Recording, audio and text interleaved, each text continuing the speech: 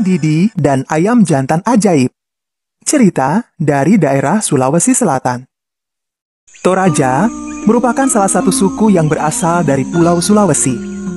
Sebagian besar suku Toraja berada di Klaten Tanah Toraja, Provinsi Sulawesi Selatan. Seperti suku-suku lainnya di Nusantara, Toraja pun memiliki cerita rakyat yang masih dikenal secara turun-temurun hingga sekarang. Salah satu ceritanya adalah Tulang Didi dan Ayam Jantan Ajaib. Nah, bagaimana ceritanya? Mari kita simak bersama dalam kisah berikut ini. Pada zaman dahulu kala, ada sepasang suami istri yang bernama Dopang dan Bangun. Ketika itu, Bangun, sang istri, sedang hamil tua. Selasa hamil, Bangun sangat suka memakan telur ayam. Akhirnya, sang bayi pun lahir. Pasangan Dopang dan Bangun memiliki bayi laki-laki yang sehat. Mereka memberi nama bayi laki-laki tersebut Tulang Didi. Dukun beranak yang membantu persalinan Bangun pun melihat ada sesuatu yang aneh dengan bayi Tulang Didi. Sang dukun beranak seperti melihat keajaiban pada bayi tersebut. Anak kalian yang masih bayi ini kelak akan membawa keberuntungan bukan hanya untuk kalian berdua, tetapi juga serakyat Toraja. Cerita tentang Tulang Didi yang akan membawa kemakmuran rakyat Toraja pun segera tersebar luas. Semua warga suku gembira mendengarnya. Mereka semua membicarakan tentang Tulang Didi. Tetapi, selalu saja ada orang-orang tertentu yang malah dengki mendengar adanya kabar baik. Warga yang dengki itu kemudian menyebarkan fitnah bahwa Tulang Didi kelak akan menyebabkan datangnya musibah kepada seluruh suku Toraja. Sepertinya banyak warga yang percaya dengan fitnah tersebut. Hei Dopang, ketahuilah, anakmu kelak akan membawa musibah bagi suku ini. Maka kami meminta kamu untuk membuang anakmu. Ya, benar, Dopang pun segera berpikir keras menghadapi masalah tidak terduga ini. Baiklah, jika kalian memaksa seperti itu, aku tidak akan hanya membuang anakku, tetapi juga akan membunuhnya. Hanya saja, anak ini masih bayi. Nanti, jika umurnya sudah 12 tahun, aku akan membunuhnya di hutan sana. Bang, kamu tidak serius kan? Mau membunuh anak kita ketika usianya 12 tahun? Dopang kemudian memberikan sesuatu ke telinga Bangun. Waktu cepat berlalu. Tulang Didi pun usianya sudah 12 tahun. Waktu yang telah ditentukan pun tiba. Pagi itu, Dopang sudah bersiap membawa Tulang Didi ke tengah hutan. Bangun sangat sedih harus berpisah dengan Tulang Didi. Tulang Didi pun juga tidak mengerti kenapa pagi itu ayahnya mengajak ke hutan dan ibunya menangis. Meskipun masih anak-anak, Tulang Didi tidak hanya bisa bermain. Ayahnya sejak lama mengajari Tulang Didi cara bercocok tanam. Dopang dan Tulang Didi masuk ke dalam hutan. Dopang sengaja masuk ke dalam hutan yang lebat dan sangat jauh dari kampungnya. Nah, kita sudah sampai. Kita istirahat dahulu sebentar, kemudian menyembelih ayam itu untuk dimakan. Ayah, sebenarnya apa tujuan kita datang ke sini? Setelah makan, nanti ayah ceritakan. Ketika malam telah tiba, mereka pun makan ayam panggang di dalam gua yang bersih tersebut. Nah, sekarang ayah akan menceritakan tujuan kita kemari. Dopang menceritakan tentang tujuan mereka datang ke gua tersebut. Tulang Didi mendengarkan dengan seksama. Tentu saja ayah tidak mungkin membunuhmu. Ayah sengaja membawa seekor ayam untuk membuat parang itu terdapat bercak darah. Ayah akan bilang ke warga kampung bahwa itu darahmu. Gua ini sudah ayah siapkan sejak lama. Lihatlah, bagaimana Anda sangat bersih di dalam hutan yang lebat ini. Dan ayah juga sudah mengajarimu cara bercocok tanam dan berburu. Jadi bisa menjadi bekal selama kamu tinggal di sini. Berapa lama aku harus tinggal di sini, Ayah? 5 tahun lagi. Ketika usiamu menginjak 17 tahun, kembalilah ke rumah. Jangan sedih. Anggap saja ini sebagai latihan menjalani hidup. Dopang meninggalkan Tulang Didi sendirian di gua. Sesampainya di rumah, Dopang pun memanggil para warga dan menunjukkan parang berlumuran darah. Lihatlah, aku telah memenuhi janji.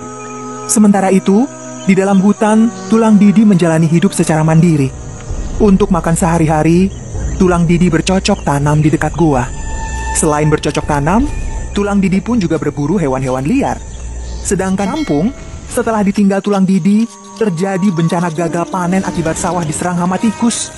Bukan hanya hama tikus, kekeringan juga melanda kampung tersebut. Akibatnya, banyak sawah yang padinya mati akibat kurang air. Bencana terjadi silih berganti hingga bertahun-tahun lamanya.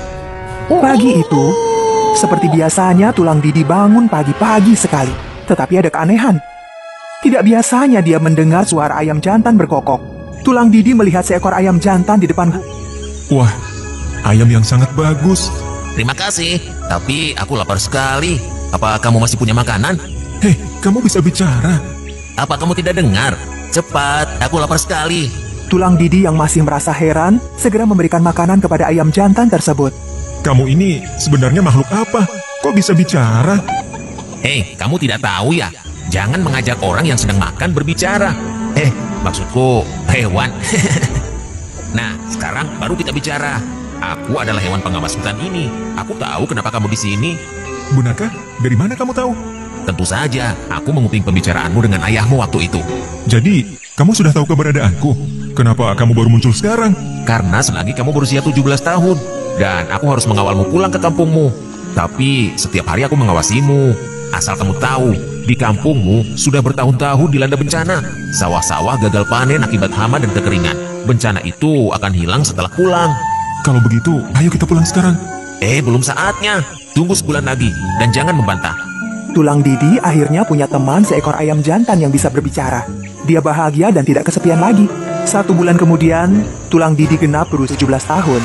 Sudah saatnya dia pulang ke kampungnya. Dia sangat terkejut melihat kampungnya yang kering dan sungai-sungai tidak ada airnya. Sudah sangat lama tidak ada hujan. Keanehan terjadi ketika Tulang Didi berjalan menuju rumahnya. Tiba-tiba saja muncul awan hitam dan petir menyambar ke sana kemari. Tidak lama kemudian, hujan deras pun turun.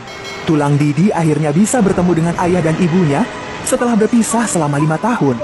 Syukurlah nak, akhirnya kita bisa bertemu lagi. Tulang Didi tidak lupa menceritakan tentang ayam jantan. Terima kasih ayam, kamu sudah menjaga putraku selama ini. Hehehe, tidak usah sungkan. Anakmu kan ditakdirkan membawa kemakmuran di desa ini. Lagi pula, aku sekarang lapar sekali. Ibu hanya makanan seperti ini. Lihatlah, kampung kita sudah bertahun-tahun kesulitan pangan. Hujan baru turun setelah kedatanganmu. Keesokan paginya, pagi hari itu, seluruh warga kampung terkejut melihat desa mereka yang kekeringan berubah menjadi subur. Dopang pun memanggil semua warga kampung agar berkumpul di depan rumahnya. Saudara-saudara, lihatlah, desa kita kembali subur. Sesungguhnya, apa yang dikatakan dukun beranak dahulu itu benar. Bahwa anakku akan membawa kemakmuran bagi desa ini. Desa kita kekeringan karena kalian memfitnahnya. Dan aku tidak benar-benar membunuh anakku. Maafkan aku, Dopang. Aku memang pendengki.